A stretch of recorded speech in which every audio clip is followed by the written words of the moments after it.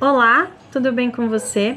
Hoje eu vou identificar e dar algumas dicas de cultivo para essa planta linda. Mas eu garanto para você que depois de você ver esse vídeo, você vai conseguir cultivar a sua felandra de forma muito fácil e de maneira que você veja a beleza e a exuberância dessa planta. Para começar, eu vou mostrar a ficha botânica, a ficha científica dela, com o nome científico, família e tudo mais. Você pode ler e anotar principalmente o nome científico. E depois eu volto para estar falando para você mais sobre essa planta linda. Vamos lá?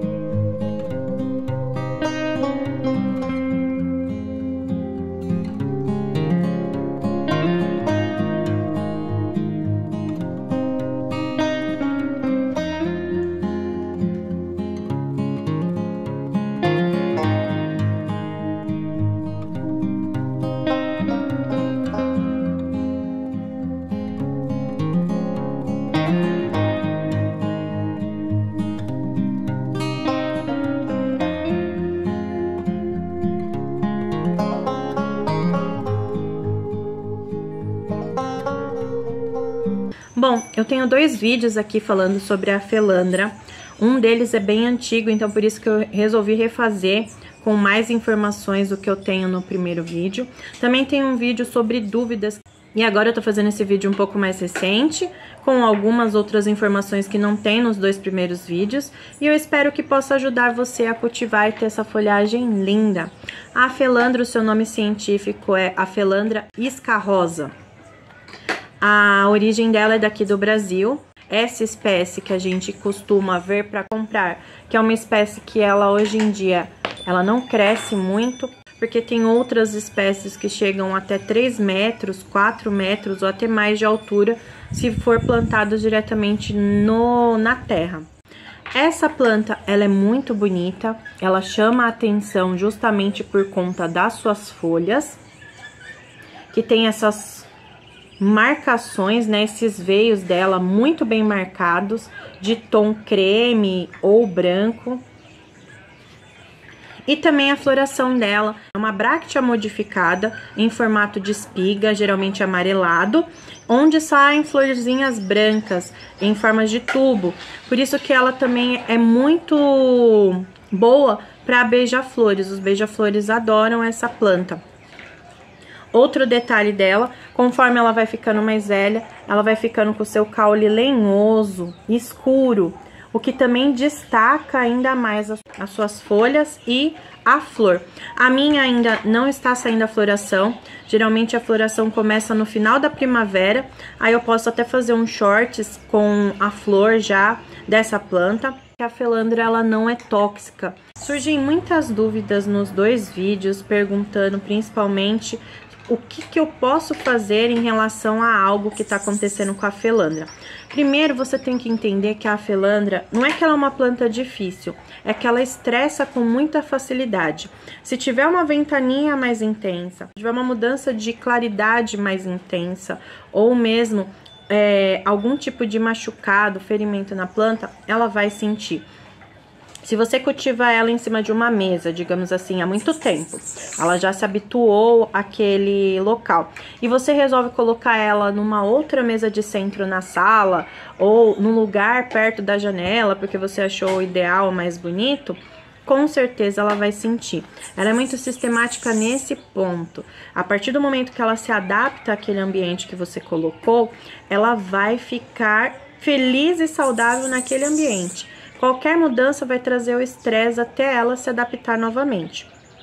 Qual é a luminosidade da felandra?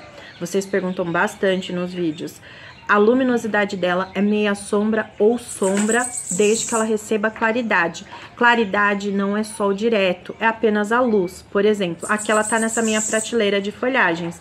Então, aqui não bate sol de forma nenhuma. Só é bem claro. é bem iluminado. Ela não recebe o sol nem da manhã.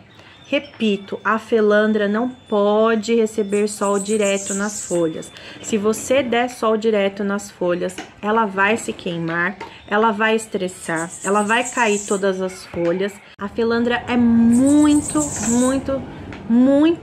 sensível a sol direto, ela não aguenta. Por quê? Ela é uma planta tropical, ou seja, é uma planta tropical que vive dentro de floresta, que vive dentro de mata fechada. Então pensem comigo, o que é uma mata fechada, uma floresta? É um lugar onde existem árvores grandes e plantas menores. Essas plantas menores, elas sempre ficam protegidas do sol, elas não recebem sol, elas só recebem aquela claridade que passa entre as folhas. E é isso que você precisa proporcionar para a felandra. Se você tem uma varanda, se você tem uma sala muito iluminada, se você tem um escritório muito iluminado e que não vá fazer com que ela receba o sol direto, esse lugar vai ser ideal. Só que detalhe, vou ressaltar mais uma vez, ela é uma planta tropical. Ela não gosta de sol direto, apenas claridade. E ela também não gosta de lugares que não tenha umidade. Mas, Thaís, o que é essa umidade que você fala sempre nos vídeos sobre a felandra? Umidade é essa umidade relativa do ar. A gente não vê quando tá tempo muito seco e nas reportagens vão e fala: hoje a umidade do ar não tá tão boa, tá abaixo de 30%. Hoje a umidade tá boa. Geralmente eles não falam quando a umidade tá boa, eles falam quando a umidade não tá boa, né? É isso. Se você vive num ambiente, num clima que ela vai receber bastante umidade, ela vai super bem, gente. Agora em locais mais secos, que são secos não somente no inverno e no outono, mas locais que são muito secos. Por exemplo, uma varanda iluminada, mas que ela é totalmente fechada, que não tem outras plantas, que lá aquece muito, mesmo não batendo sol direto, porque fica tudo muito abafado. Ela não vai se dar bem nesse espaço. Eu tô sendo bem sincera com vocês. Não é que ela é uma planta difícil de cultivar, é que ela tem essas miudezas e essas características. Ai, mas que planta chatinha. Não é. Por que você fala que a planta é chata? Tem gente que gosta de frio, tem gente que gosta de calor. Tem gente que gosta de beber café sem açúcar, tem gente que gosta de beber café com açúcar. Assim são as plantas também. Como um ser vivo, ela tem algumas características. Existem folhagens que são super rústicas e que vão ter um manejo, um cultivo mais fácil? Sim, existem. Um lírio da paz, por exemplo, ele vai se desenvolver muito mais rapidamente e você não vai precisar de tantos detalhes de cuidado como uma felandra. Mas, assim como o lírio da paz tem as suas características, a felandra também tem a dela. Então, vamos respeitar esse ser vivo que é muito lindo e tem algumas coisas que ela gosta mais do que outras plantas e tem algumas coisas que ela gosta menos do que outras plantas. Simples assim, tá? E agora, vou te dar uma dica de ouro verde. Nesses vídeos que eu tô fazendo agora sobre a planta única e sobre dúvidas de cultivo, eu tô dando essas dicas de ouro verde, então você anota e grava essa dica. A felandra é uma planta de metabolismo rápido, ou seja, ela é uma planta que gosta de adubação. Não é igual uma suculenta que você aduba 2 vezes ao ano ou 1 vez ao ano. A não ser que você, claro, use um adubo de liberação lenta, que é o que eu já indiquei naquele vídeo de sexta-feira passada. Se você não assistiu ainda, vou deixar aqui nos cards e na descrição do vídeo sobre a dica de qual é o meu segredo do cultivo das suculentas. Esse adubo também serve para felandra. Eu uso geralmente para ela e como ele vai durar durante 6 meses, eu deixo 6 meses e depois eu reponho. Agora, se você for adubar com o NPK, eu aconselho você a adubar com NPK 10-10-10 ou 4-14-8. O 4-14-8 estimula mais a floração. Agora, o 10-10-10, ele é mais equilibrado. E como a gente tem quase que o ano inteiro apenas as folhas, eu não vejo necessidade de você adubar com o 4-14-8. Você pode adubar com 10-10-10, eu já fiz isso aqui e deu super certo. Não deixe de adubar a sua felandra. Às vezes, mais uma vez, vem muitas perguntas lá falando: ai, ela tá feia, ela mirrou, a folha dela não tá bonita, não tá vistosa. É falta de adubação. Se ela tiver num local onde ela receba a luz adequada, ela tá no substrato adequado, que eu já vou falar sobre o substrato. Provavelmente ela tá sendo regada, né, e com o substrato úmido. Provavelmente é a falta de nutriente. Ela é uma planta que gosta muito, muito de nutriente, dos macros e dos micros. Então, não deixe de adubar a sua afelandra. Sobre o substrato, também tem que ser um substrato rico em matéria orgânica. Então, o substrato que eu uso na minha aqui é uma parte de terra vegetal, uma parte de turva, se você achar, se você não achar, não tem problema.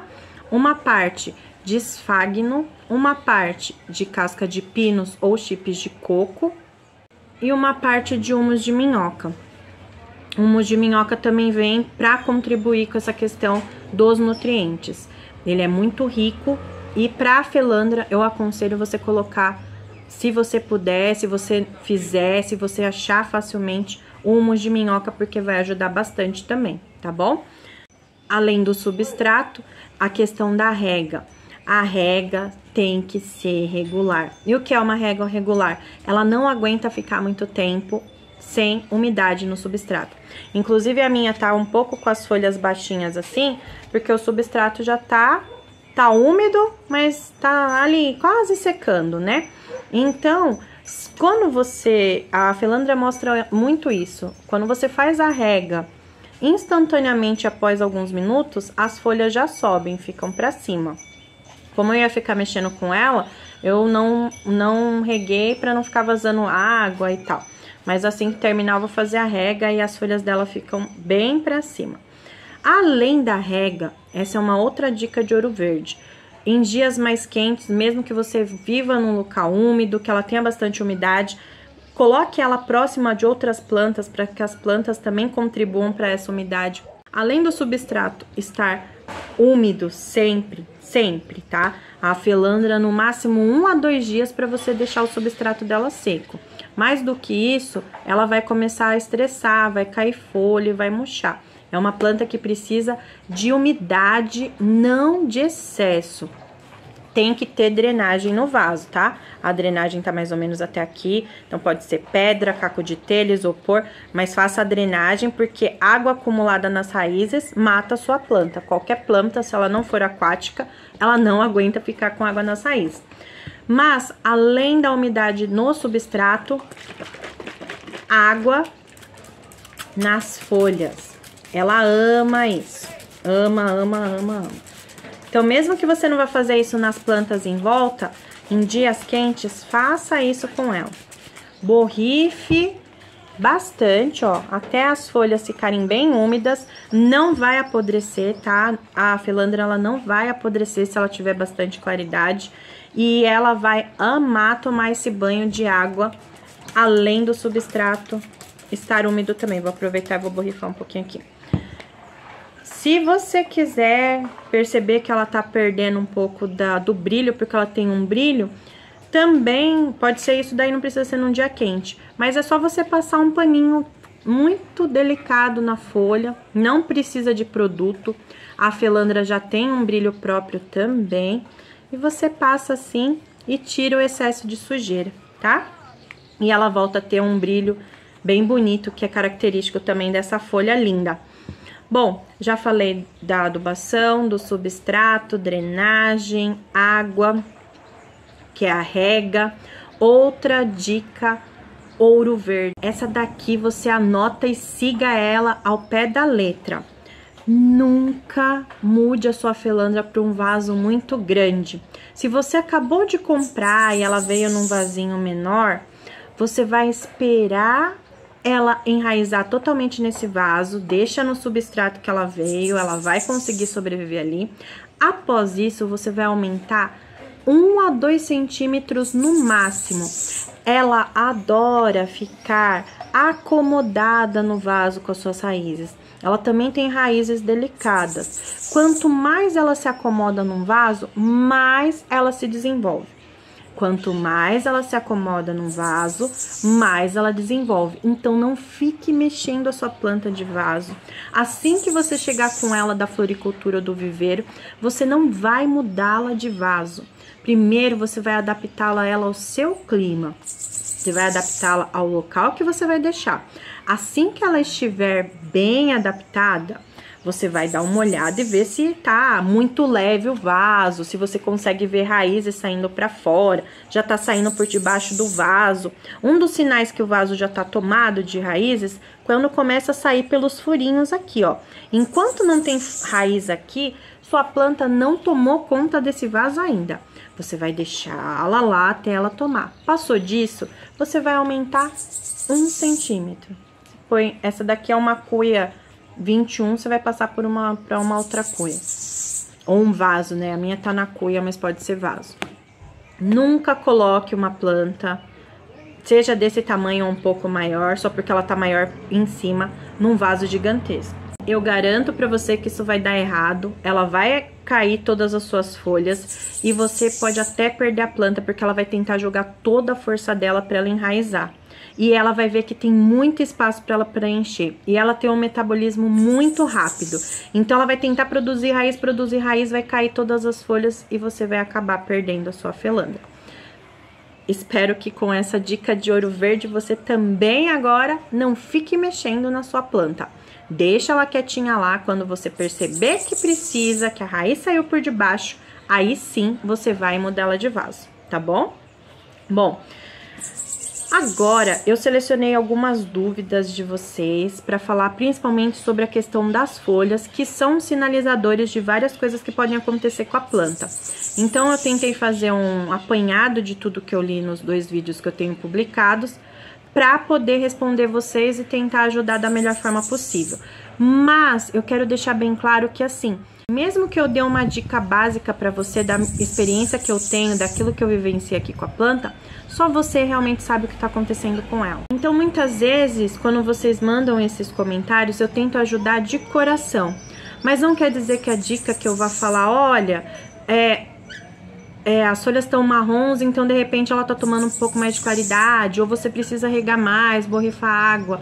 Pode ser que não seja isso, porque quem tava com a planta são vocês. Vocês precisam observar e lembrar o que aconteceu para a sua planta começar a perder a cor, sua planta cair, ficar amarelada ou apodrecer. Observar se não tem cochonilha, se não tem pulgão, se não tem nenhuma praga na planta. Claro que vocês especificando bem, até dá para identificar alguma coisinha, mas às vezes a pessoa só escreve lá, ai, as folhas da minha planta caiu, o que eu faço? Eu não sei porque as folhas caíram, eu não sei o que aconteceu com a planta. Então, toda vez que você for colocar esse tipo de comentário, seja bem específico. Pode ser no meu canal ou em qualquer outro canal. Você vai ajudar a pessoa que vai te dar uma orientação, que vai tentar te ajudar da melhor maneira possível. Especifiquem tudinho. Ah, vai ficar um comentário gigantesco. Não tem problema. Pelo menos, quanto mais detalhe eu tiver, mais eu vou saber como te ajudar, tá bom? A primeira dúvida que sempre aparece é folhas amarelando ou ficando amarronzadas. Provavelmente, se você não está deixando a sua folha ser queimada diretamente por sol pleno, é falta de umidade.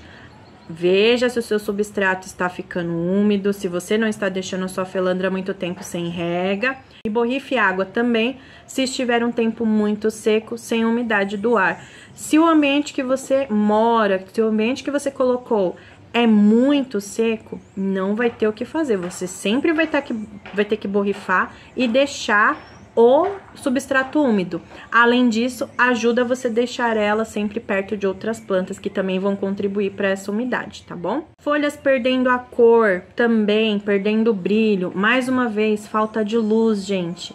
Muitos problemas que acontecem nas plantas é a falta da luz adequada.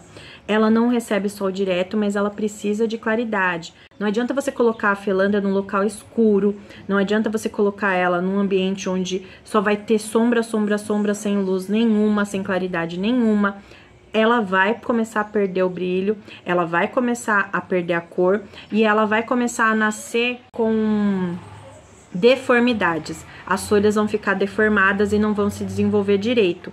Isso é falta de luz, tá? Não é adubação, não é mudança de substrato. Ela precisa receber a claridade adequada. Agora, quando a deformidade também está atribuída ao tamanho pequeno da folha, olha o tamanho dessa folha.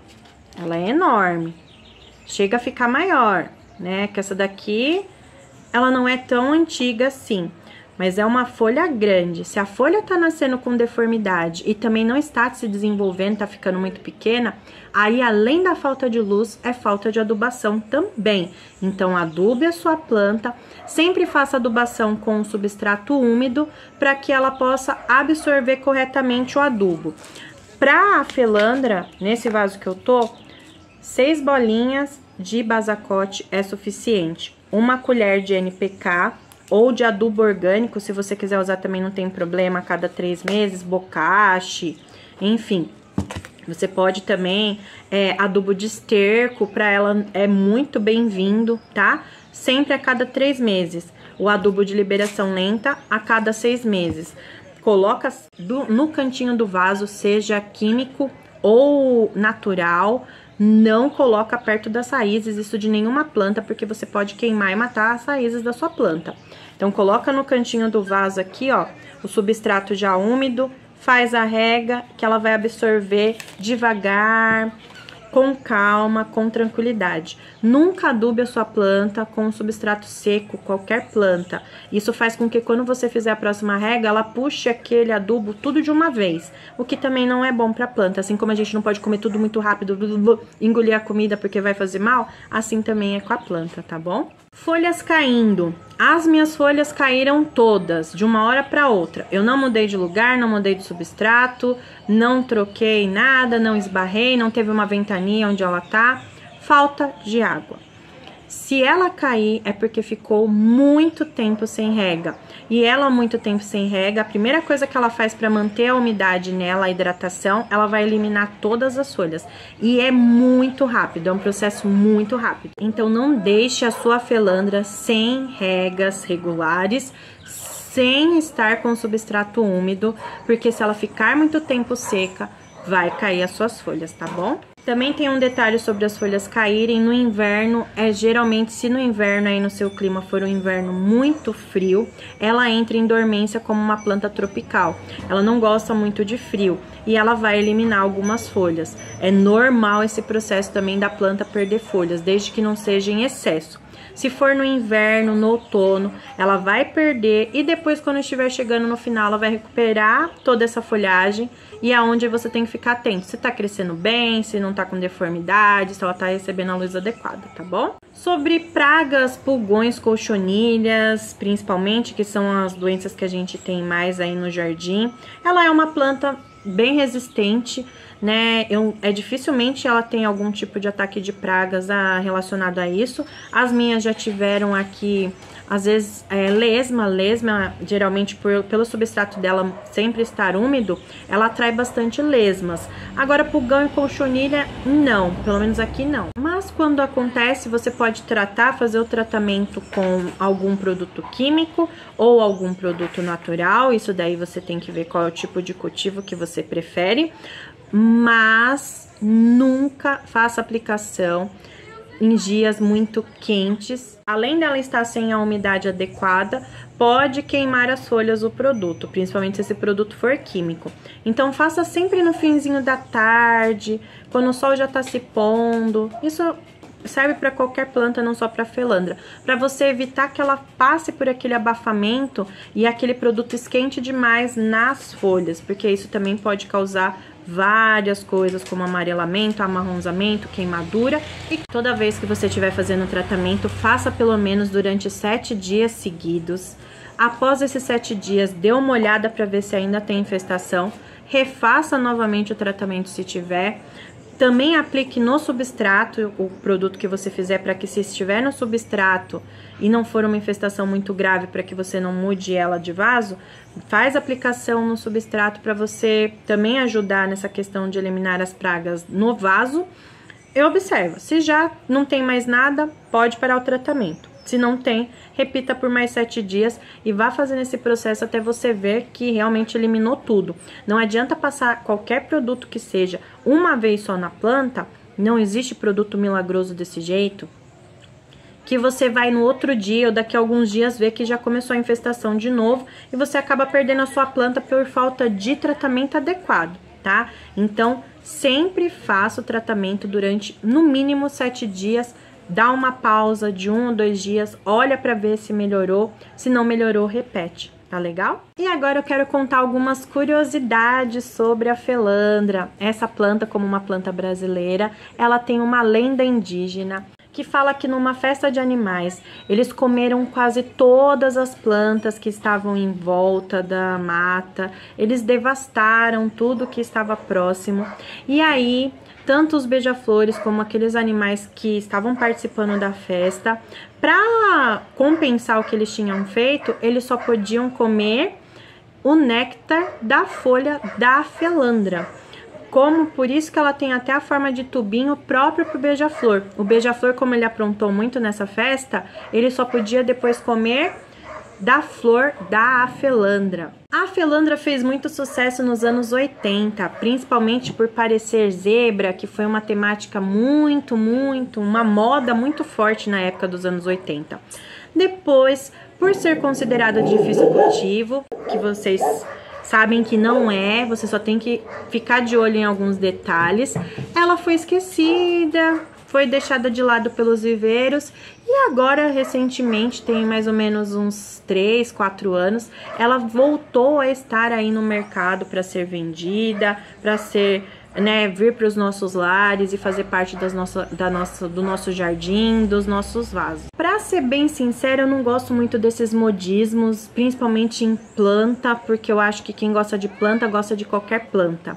Não existe só suculenta rara, assim como não existe só suculenta comum. Não existe só folhagem rara, assim como não existe só folhagem comum. Todas são plantas e quando a gente gosta, seja ela rara, cara, barata, comum. Eu não acho legal esses modismos, não. Mas, enfim, tudo a gente segue tendência dentro do mercado e quando o mercado acha que não vale a pena investir, ele acaba deixando plantas de lado também. As pessoas não compram muito uma planta dessa, ela vai acabar sendo deixada de lado e eles vão investir em outras.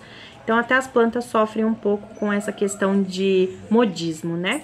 A floração dela começa sempre no final da primavera e geralmente dura até o final do verão. É uma floração que dura bastante, é em forma de espiga dourada e, na verdade, essa espiga dourada é uma bráctea modificada. A verdadeira flor é um tubetezinho branco, aonde o beija-flor vai conseguir, ou a borboleta também, que ela tem a linguinha própria ali para sugar o néctar daquele tubete. A etimologia da palavra afelandra, que é o significado da palavra afelandra, vem do grego e não do latim.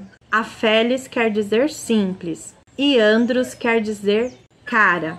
Então quer dizer que ela é uma planta simples e cara ao mesmo tempo, né? E é como eu digo, ela é complicada e perfeitinha. Perfeita na sua beleza e um pouco complicadinha no seu cultivo, sim, mas nada que seja muito difícil da gente conseguir fazer, né?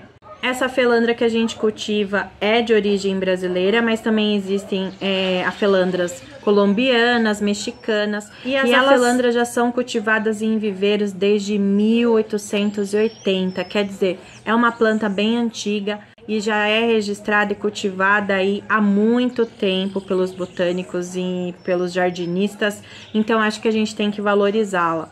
Mesmo com as suas diferenças, a gente tem que valorizar e cuidar bem dessa linda folhagem, porque ela nos presenteia com a sua beleza, com as suas flores e tudo mais.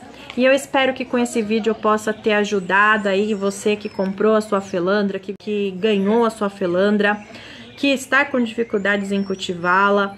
Mais uma vez, tem mais 2 vídeos aqui no canal, só que são antigos. Esse aqui eu tentei trazer mais informações e deixá-lo mais recente.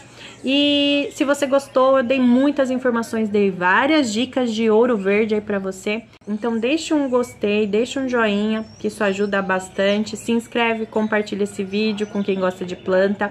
Eu agradeço muito vocês que ficaram até aqui. Até o próximo vídeo. Tchau!